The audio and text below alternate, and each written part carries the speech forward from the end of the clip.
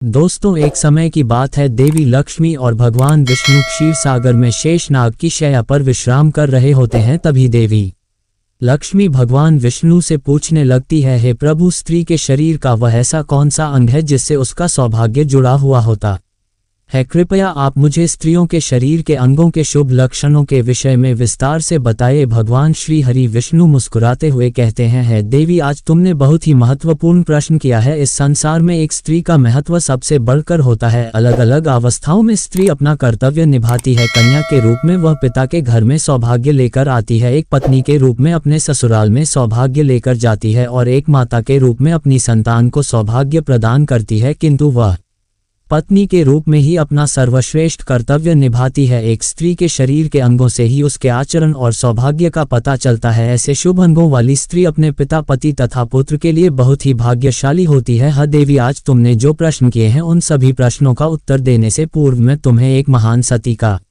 इतिहास सुनाता हूँ। वह सती है दामोदर की पत्नी, जिन्होंने अपने महान त्याग से मुझे प्रसन्न किया था। हे देवी, जो भी मनुष्य इस महान कथा का श्रवण करता है उसके समस्त पापों का और उसकी दरिद्रता का नाश होता है। इसीलिए आप इस कथा को ध्यान से पूरा जरूर सुनना। देवी लक्ष्मी कहती है प्रभु, आप मुझे उस महान सती की कथा अवश्य सुनाइए, मैं इस कथा को ध्यानपूर्वक सुनूंगी। भगवान विष्णु कहते हैं, देवी, पूर्व काल की बात है। कांची नगर में भक्त दामोदर दास और उनकी पत्नी निवास करते थे। उनके घर में उन दोनों के अलावा अन्य कोई नहीं था। दोनों ही परम दयालु और श्रद्धालु थे। उन दोनों की प्रकृति अत्यंत उदार थी। दोनों ही परम संतोषी और भक्त थे। दामोदर प्रतिदिन गांव से भिक्षा मांग कर लाते और उनकी पत्नी भोजन बनाया करती थी। यदि उनके द्वार पर कोई अतिथि आता तो वे उसकी सेवा करते, उसे भोजन कराने के बाद ही भोजन किया करते थे। यदि कोई अतिथि नहीं आता तो वे पशु पक्षियों को उनका भाग देकर भगवान का नाम लेकर बड़े ही प्रेम से भोजन का आनंद लेते थे। उनके मन में किसी भी प्रकार का द्वेष और अहंकार नहीं था। उन्हें भिक्षा में जो कुछ भी मिल जाता उसी से वे दोनों संतुष्ट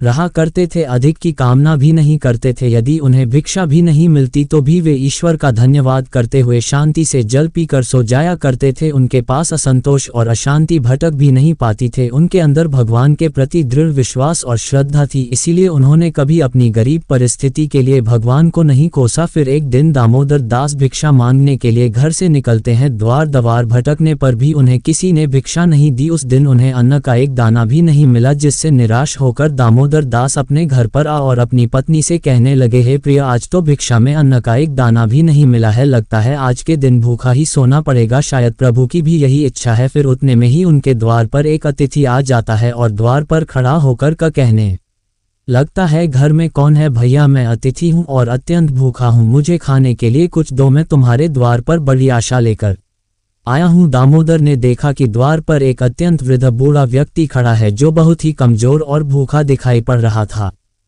उसे देखकर दामोदर दास ने उन्हें प्रणाम किया और इस प्रकार से कहने लगे, हे स्वामी, पधारिए, इस गरीब के घर पर आपका स्वागत है। इस दास के लिए क्या आज्ञा है? फिर उस बूढ़े साधु ने कहा, हे विप्रवर, मैंने सुना है कि तुम अतिथि का बड़े आदर के साथ स्वागत करते हो तथा उन्हें भोजन प्रदान करते हो। तुम्हारे द्वार से कोई भी प्राणी लौटकर नहीं जाता, इसीलिए मैं तुम्हारे द्वार पर आया हूँ। तुम भगवान विष्णु के बड़े भक्त हो, इसीलिए मुझे विश्वास है कि तुम मुझे खाने के लिए कुछ ना कुछ अवश्य दोगे। इसीलिए मैं मुट्ठी भर अन्न पाने के लिए तुम्हारे द्वार पर आया। कृपा करके मेरी भूख मिटाओ, मैं भूख से अत्यंत व्याकुल हो रहा हूँ। कई दिनों से मैंने भोजन नहीं किया है, मेरे अंदर अब चलने फिरने की भी शक्ति नहीं है। यदि मुझे अन्न नहीं मिला तो मैं तुम्हारे द्वार पर ही प्राण त्याग दूंगा। उस बूढ़े साधु के ऐसे वचन सुनकर दामोदर दास को बहुत दुख हुआ। फिर दामोदर दास ने उस बूढ़े साधु को सहारा देते हुए घर के अंदर बुलाया। दामोदर ने अपनी पत्नी से कहा, है प्रिय, घर पर अतिथि आए हैं, उनके लिए भोजन का प्रबंध करना होगा। ये सुनते ही दामोदर की पत्नी ने कहा, हे स्वामी, घर में मिट्टी की फूटी हुई खाली हांडी के अलावा कुछ नहीं है। घर में अन्न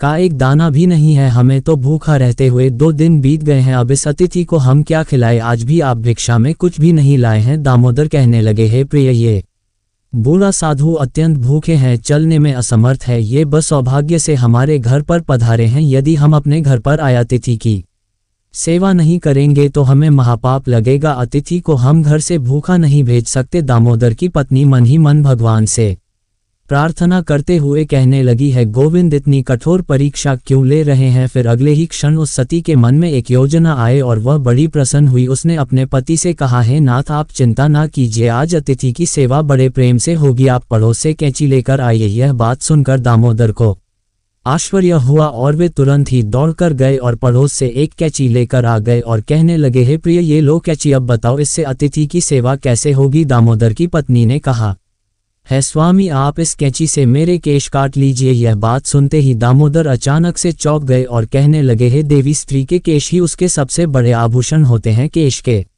बिना स्त्री का सौभाग्य और चरित्र भी नष्ट हो जाता है, स्त्री के लंबे केश ही उसकी सुंदरता के प्रतीक होते हैं, मैं ये पाप नहीं कर सकता। दामोदर की पत्नी ने जोर देते हुए कहा, हाँ स्वामी आप चिंता ना कीजिए, शायद यही प्रभु की इच्छा है, आप निसंकोच होकर केश काटिए। फिर दामोदर ने कांपते हुए हाथों से चारों ओर के केश छोड़कर बीच के सारे केश काट लिए। दामोदर की पत्नी ने उन केशों को लेकर उनसे एक डोरी बना दी और कहा, है स्वामी आप इस डोरी को लेकर बाजार में जाए और इसे बेचकर भोजन की सामग्री लेकर आइए। फिर दामोदर दास उस डोरी को लेकर बाजार गए। सौभाग्य से वह डोरी तुरंत ही बिक गई। उसे प्राप्त धन से दामोदर ने चावल, दाल, आटा, घी, चीनी और सब्जी आदि सभी आवश्यक सामग्री खरीद ली और उसे लेकर बड़ी ही प्रसन्नता से लौटकर घर आ गए। फिर दामोदर की पत्नी ने बड़ी शुद्धता और प्रेम से रसोई बनाई। उन्होंने घर आए उस बूढ़े अतिथि को आसन पर बड़े आदर और प्रेम के साथ बिठाया। उस साधु को बूढ़ा समझकर दामोदर की पत्नी ने उसे थोड़ा ही भोजन परोसा, किंतु वह साधु तो बड़ा ही विचित्र था। जब उस साधु ने भोजन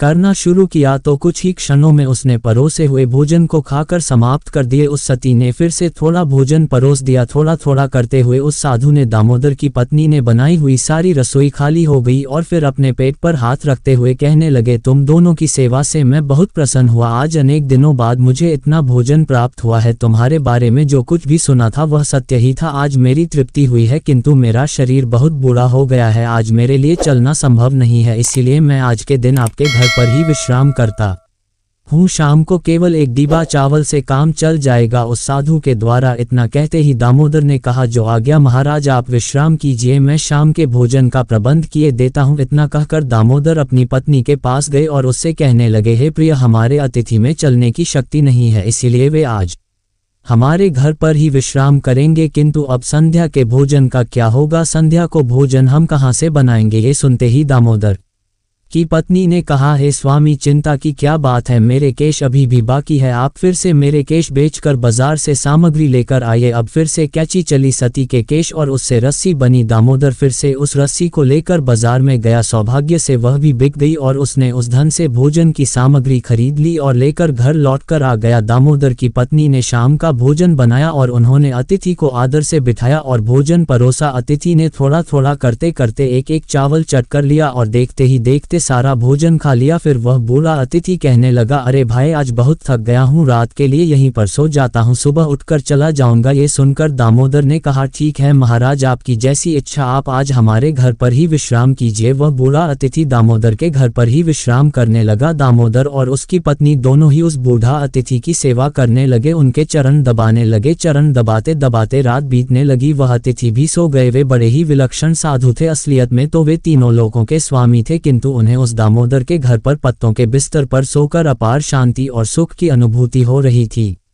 साक्षात भगवान विष्णु ही वृद्ध का वेश धारण करके दामोदर के घर पर विश्राम कर रहे थे। उन साधु महात्मा को सोता हुआ देखकर दामोदर की आवाज में अपनी पत्नी से कहने लगे, हे प्रिय बाबा, बहुत बूढ़े हैं, इनका शरीर बहुत ही कमजोर है, शायद कल सवेरे भी इन साधु बाबा से चला नहीं जाएगा। कल मैं सुबह जल्दी उठकर भिक्षा मांगने के लिए चला जाऊंगा और हम साधु बाबा को भोजन खिलाकर ही जाने देंगे, उनकी सेवा की। यह बात सुन ली। उन दोनों पति पत्नी का त्याग और उनका अतिथि प्रेम देखकर संपूर्ण विश्व का पालन करने वाले भगवान विष्णु की आंखें भर आई। श्री हरि तो भक्त वत्सल है, वे जो भी लीला रचते हैं उसमें उनके भक्तों का ही कल्याण होता है। पैर दबाते दबाते वे दोनों ही पति पत्नी साधु बाबा के चरणों के पास ही सो गए। फिर साधु बाबा ने उस दामोदर की पत्नी के सिर पर हाथ फेर दिया। हाथ फेरते ही उस सती के सिर पर काले घने और लंबे बाल उग आए। फिर उन्होंने दामोदर के शरीर पर हाथ फेर दिया, जिससे दामोदर स्वस्थ तथा अत्यंत पवित्र हो गए। भगवान ने दामोदर की झोपड़ी में दृष्टि घुमाई तो वह उसी क्षण में एक विशाल काय महल में बदल गई। उस महल में अनंत रत्न, सुवर्ण, माणिक, मोती एकत्रित हो गए और फिर भगवान बोले, हे सती, तुम्हारी भक्ति और